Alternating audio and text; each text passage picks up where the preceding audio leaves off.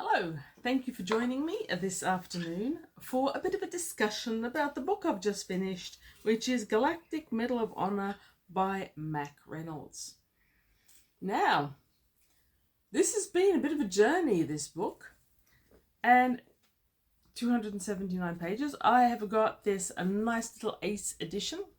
I got it some time ago. It's in pretty poor condition, but it's perfectly good for reading. Very readable, very enjoyable, and it's got that lovely cover to it. Now, being an ace isn't terribly good at crediting their artists, but ISFDB, a wonderful resource, suggests that the cover art was done by Vincent DeFate, and it's marvelous. It's perfect for a classic 76, I think it's 76 science fiction. It's got big spaceship, small spaceship, strange cloud, stars, gorgeous. Mack Reynolds, right, he's an odd sort of author. So he's an author I remember as being one that I absolutely adore. I hear the name Mack Reynolds, Mack Reynolds, and I automatically go, yeah, I really like his work. But when it gets down to it, on the bookshelves, I look and I see I don't actually have that many Mack Reynolds. Now, the reason I remember him so very, very fondly is because of Satellite City. This is a book, again, with a marvellous cover, and I wouldn't be, again, it's an ace, so no credit, but I think probably Vincent DeFate again with that spectacularly science fiction-y cover. I've owned this book since I was in my early to mid-teens. I have never let it out of my sight or possession, and I reread it for the first decade fairly regularly, and I loved it. So I think I love Mack Reynolds. Now, the only other new one that I've read recently was The Fracas Affair, which surprised me at how basic his writing was. And with the Galactic Medal of Honor, there were some surprises waiting for me there as well. So Mack Reynolds was an American author. He died in the 80s. Or was it 83? He had a lot of pen names, and I think he did some books for Star Trek as well. He had a lot of books. He wrote prolifically. He had a lot of series, most of which I've not read. But I also get the sense, and I don't know how correct I am about that he wasn't one of the in crowd when it came to science fiction. You have these science fiction writers that they were this close group. They were all mates. They supported each other. They nominated each other for things. And I'm not sure that Mack Reynolds was one of that boys club. On Ace's editions, this, by the way, is a first paperback publication. Don't know how many of them there have actually been. I don't think it was republished that often.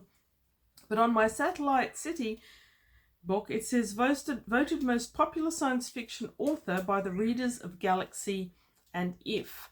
And that seems like damned with faint praise when you compare him to some of the adulation that some of the other authors in the community of the 50s to 70s were getting. And I don't know how right this is, but I get some hints that had to do with his political background.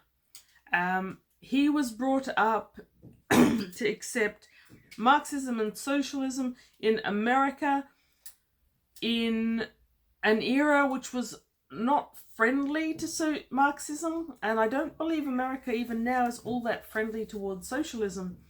And I think maybe that put him on the bit of an out of the crowd. I could be entirely wrong about that, but one article that I read suggested that in the industry, being a socialist in the Vietnam era made him unpopular.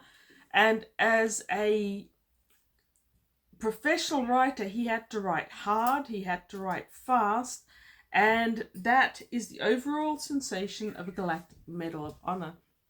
To use a good old Australian phrase, at times the writing is rough as guts, mate. Rough as guts. So, in many senses, the writing is actually very, very basic. It's not great writing. It is more than a bit pulpy, which I don't mind. It can be done well. It feels like it was a hack writer in tone often, especially in the beginning, and there's a portion there in the middle where it just goes everywhere. And at times it can be quite dated. Now, the ways in which it's dated, which I don't think I'm going to bother to mention them specifically, are odd. You can go for pages and pages and it's fine. It's obviously been written a while ago, but then this little bubble of not contemporary attitudes or not contemporary phraseology will pop up, and it can be a bit jarring at times. While it doesn't come across as misogynistic, it does come across as written of its era, and perhaps maybe a bit earlier. I'd go that the 50s and the 60s influence there is even stronger than the 70s when this was published. Though one website also claimed that this was based on a much shorter story and this was an expanded version. I don't know. Anyway, so the bizarre thing is, considering that it's pulpy, considering that his characters are usually two-dimensional, often stereotypical, their actions are negligible in that sense because you haven't connected to the character and you don't really see why you're following what's happening to them. Despite all that, the truly amazing thing is how much I enjoy his writing. All the things I've said about it should mean that I don't enjoy these books, but in actual fact I do. So this one, not a tiny book, by page 70 I was completely hooked. And honestly, I did at times skim read through this book. There's one or two portions where I just didn't need to read each page, but the overall story is fascinating. And it seems to me that what Mack Reynolds really did was he brought his perspectives on government, socialism, capitalism, humanity in general, to bear in such a way that your overall book remains fascinating, interesting, and exciting, full of ideas. And I will reread this one again. I don't promise not to skim read over the part where Don Mathers is going through all the nightclubs, but the perspectives which he expounds, especially right at the end of the book, on how a capitalistic society survives, how large corporations provide but steal from the population, and the hypocrisy of some of the heads of states and of corporations, is all quite fascinating, as is his take on military, which is what you would expect with a title like Galactic Medal of Honor. So in this book, which as far as I know is a standalone, the Galactic Medal of Honor is the highest medal that can be given in the galaxy, and it is a galaxy. You've got the Earth, which is pretty much unified. The moon has been settled, Callisto has been settled, the whole heap of the galaxy has been settled, and it's all essentially unified. Unified against an extraterrestrial race that once tried to invade the system unsuccessfully. And at the end of this one ginormous space battle that everyone on Earth knows about, the Earth, which had previously been 4 superpowers, Europe, America, China, someone else? No, Asia, someone else. Oh, I don't know. Four superpowers had all joined in the battle, but each with their own fleet. They'd overcome these aliens, which were called Cradons, and after that, the humanity had joined to patrol against them, and that's where our main character, or main stereotype, if you will, Don Mathers, comes in. So Don Mathers is a one-man scout pilot, and we see that in this wartime-based economy, people don't really have a lot of options on what they do. Don Mathers doesn't sound like he ever particularly wanted to join the military, but he had no option, and there's no way out of the military. Once you're in, you're in. His particular job is a fairly baseline one. He is a pilot, but in a largely automated one-man scout. The scouts go out for 3 weeks at a time. In these 3 weeks, he is all alone in deep space, basically patrolling a sector in order to foresee any Cradons, or Cradon vessels, enemy vessels that may approach. Now, he describes the scout ship as the living quarters the size of a cupboard, And a great issue that these great pilots have is going space crazy, which Reynolds describes as space cafard. I don't know where he got that from. If you know where space cafard, C-A-F-A-R-D, I feel like I'm dense. I feel like I should know where that comes from, but I don't. Anyway, now the problem with going space crazy is that if you display symptoms of it, you get sent by your commanding officer to psych. And Reynolds here does what so many other science fiction authors have done and made psych a very terrifying experience. It's not sitting on a couch talking to a psychologist. No, it's an invasive process. And basically they rip all the knowledge out of you. So if you're trying to keep any secrets from the military, those secrets will not be kept. They will be ripped out of you. And they're told a small percentage of people can't deal with it, but the ones that can't deal with it later appear to be zombies. They are completely reliable in their job, but all humanity has been stripped away from them. So naturally, Don isn't particularly excited at the idea of going into psych. On the other hand, he loathes his job so much. There's no way out for him. He keeps trying to think of ways, but there aren't any. There's no escape. It's a unified world. There's only one way of getting credits. He can't escape from this. But what he has done is for the last 6 patrols, I think it is, he's come in early claiming that there have been issues with his craft. And he knows there aren't. And his mechanics knows there aren't. And in this final incoming, his commanding officer indicates that he too knows that there's not a problem, and if he keeps doing that, he's going to be deep in the caca. So Reynolds has created a stereotype with Don Mathers. And Don is, at least in the beginning of the book, as good as he has to be, but he's not fantastic. He's not a character. Hello. Say hello to your admirers, Reapy Cheap. I am a dinosaur. One day he'll say it. Not. Anyway, so Don Mathers in these initial bits is as good as he has to be. He goes away from the base. He goes to a bar where he's running up credit because the owner wanted to be a pilot and couldn't. And we generally get a picture of Don as a pretty unpleasant individual. So he's not particularly nice to people. He's not particularly moral. He's not particularly stupid. It would be almost a saving grace if he was stupid, but rather Don comes across as one of those people who's quite intelligent, but has never bothered to use his intelligence anyway. Mainly what he wants to do is get drunk, and he calls alcohol guzzle, which is a peculiar little Reynoldsism. What's up with you? Cuddles? No.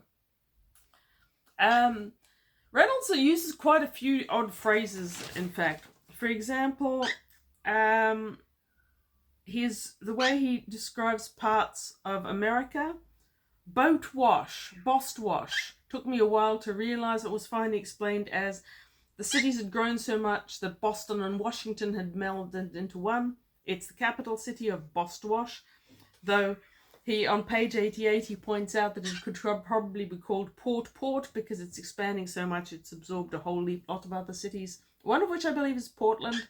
The American geography is still not my best point. Okay. There we go. And there's other strange little bits of attempt to create scene using slang and strange words. Not his best moment, but there's not too many of them, so it shouldn't bother people who really don't like that slang. So having created this thoroughly two-dimensional character of Don Miller, we then follow Don Miller through repeated evidence that he is not a very nice individual. He goes on a bender. He had a girlfriend, and she's volunteered to work out in Callista because Callista needed trained secretaries. That was one of those moments. It's like you've got this huge war effort. Everyone's working hard to support the military, but your average intelligent woman is about suited to be a secretary. Go Reynolds. Go to the 70s. I'm so glad I'm not there anymore. But after that, he goes on a bit of a bender. He spends every last credit that he'd been saving to take her out on cheap guzzle. After having come out of one of his guzzling abodes, he is set upon by 3 bad guys, let's not worry, and rescued by this, he describes him as a Viking called Thor type character. And this is where Reynolds' vision of his society really starts to come in, starts to hit hard how interesting a world building is actually done. Because up until now, we've seen the world as Don sees it and what Don knows about it. And Don has got the curiosity of a flatworm. He doesn't care about his world. All he cares about is himself. And in many regards, he makes the perfect character to see this world, because if you've got a very intelligent person who's always querying and wants to know everything, you've got a very complete world. But this world slowly emerges as Don learns more about it. He meets Thor. Thor rescues him from these 3 guys, and takes him off to gives him an anti-alcohol tablet or whatever it is, sober him up, and they have a bit of a chat. And it turns out that Thor used to be in the military, but now he's not. He can find this doctor. He found a doctor who will sign him out of his military service, because there is apparently in society a group of people who question whether the Crowdens are real, or whether they're fighting a really real war, or whether it's a contrived social effort. Now, Don is really too incurious about the world to care, and he's too dense to really follow the argument. But Thor likes him anyway, and he gives him this offer. If he really wants to get out of the military, then he will introduce him to this doctor. Only problem is what you do afterwards is a bit difficult, because the entire economy of Earth is about war. Thor is finding it hard to find a job, for example. I would suggest model. So Don blearily leaves this venue. He's got 3 weeks off. Even though he didn't finish his last patrol, he still has 3 weeks off. And that same day, he gets yet another offer. He's scooped up from the bar where he was hanging out drinking cheap guzzle on credit, and taken to see 2 of the most wealthy industrialists on Earth, or in Earth habitat space, whatever. And at one point, he mentions that he's heard of one of them as a robber baron. So generally not nice guys. And to us as readers who are more prone to thinking about world than Don is, it's obvious that the proposition that they put before him is going to be a very, very dubious one. They have selected him based on the sector he flies in his one-man scout, and they propose that on his next flight, they give him these coordinates. Apparently they were coming back from the moon or something, and they found this derelict Kraden ship floating there. They have got a proposal to float a company based out in the, I'm going to say the satellite belt, though I'm not sure, get fusionable uranium. But they need a frontsman who will help gild the way. And if Don takes on this derelict spaceship single-handedly, claims it was live, he will probably get the Galactic Medal of Honor. So you've got this deal with the devil scenario. And Don isn't fully in, but he isn't fully out. And he ends up following the proposal, and he does that on his next patrol. And it all works out like these 2 industrialists claim. He radios in to say he's found a Kraden vessel. They say, wait, we've got all the backups coming for you. He radios back in saying, it's escaping, I'm going to take it on. They're going, you're in a one-man scout, dude. They're going to kill you. But he does it. He turns off the radio and heroically does it anyway. And of course he succeeds, because it's a derelict and it's already punctured and leaking into space. He comes back to Earth, and all this adulation, he's immediately promoted from lieutenant to colonel. He's ferried around the world, he's wined, he's dined, he's given the Galactic Medal of Honor. And in this world, the Galactic Medal of Honor holder, who never seems to be more than one at a time, I think there's only been 12 in the past, and he is the 13th. Lucky 13, hey? They can do no wrong, no one will take their money. If you want a Rolls Royce, you basically get given the whole catalogue to see which one you prefer. And it's an interesting thing. You'd think that Don would be lapping it up. And if Don had thought of it, because all he's really interested in is booze, dope, and getting laid, you'd think that he would be lapping this up. He isn't. He's finding it intrusive, and he's not liking the level of attention. He's not liking the level of autonomy he doesn't have in the world. He's finding it creepy. He enjoys part of it, but not in general. Anyway, then he goes off the rails for quite a long time. You see him drinking his way around Europe, where he got his Galactic Medal of Honor. We see him going to bordellos of Paris, and there's a lot of sex that I've got to say hasn't aged particularly well either.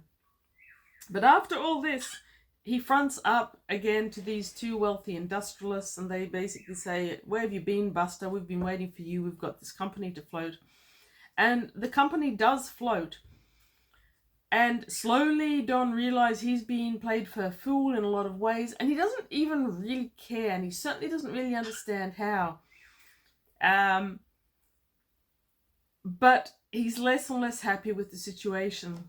Now, early on in the pace, when the two industrialists, whose names I can't even remember, Roscoe, one of them's called Maxwell. Max? Rosso? Whatever. These two, let's call them Max and Ross for the hell of it.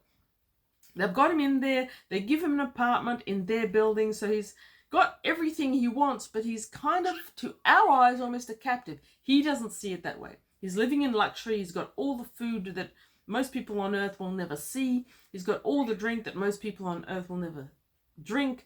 The vineyards of France have been dug up to plant cereal and support the war effort, if you can believe it. It sounds like a grim utilitarian world that Don lives in. Again, all around this Cardan combativeness.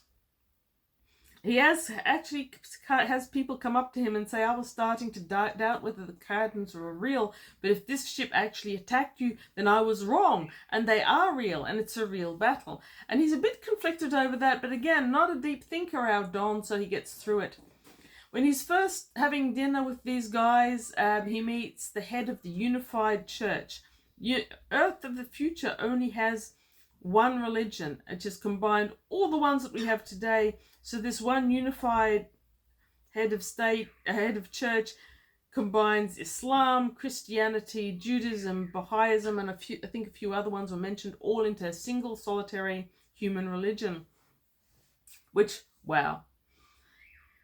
Now, Reynolds, remembering, was brought up sort of socialist and Marxist. On Wikipedia, he says, "I am the child who, at the age of 5 or 6, said to his parent, 'Mother, who is Comrade Jesus Christ?' For I had never met anyone in that household who wasn't called Comrade."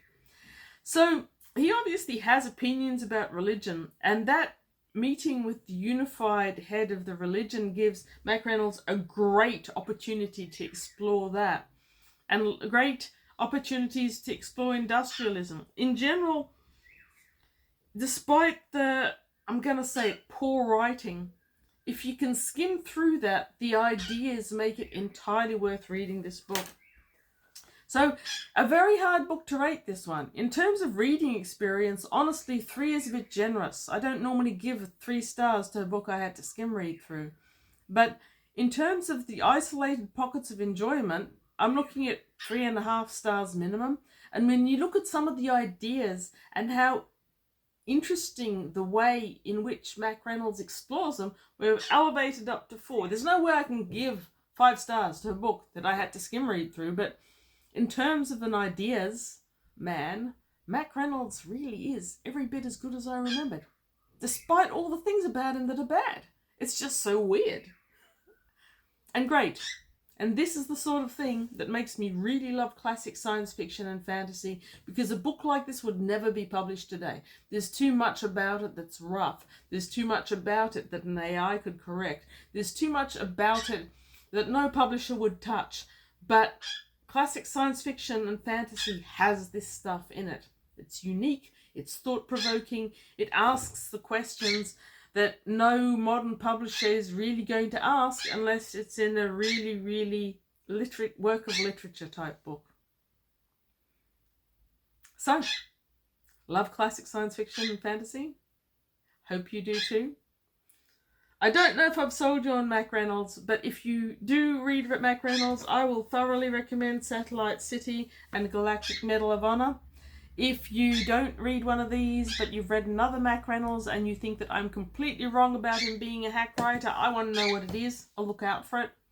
And in any case, comment in the comment section if you're so inclined, and then go away and read good books. Have a great afternoon.